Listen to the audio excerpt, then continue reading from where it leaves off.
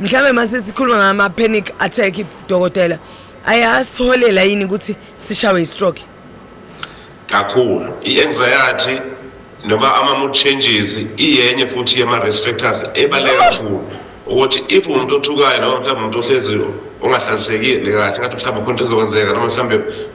une-fear stroke noma une-fear yokugula noma uhlezi u-fear of the unknown ngathi khona into ezokwenzeka yabona khona umuntu ohlezi engahlalisekile nje kahle uhlezi enyakaza uhlezi ejulukile uhlezi ekuqhaqhazela so useriskini lapho ngoba ngempela sokukhona ungahambi kahle empilweni yakho ufuna ukusukumela so lento ye-stroke i-psychology yodwa idlala indima enkulu lento ye-stroke ngoba ingempela zo-depression noma stress no cognitive challenges awuyakhohlwa mhlawumbe akwazi ukuconcentrate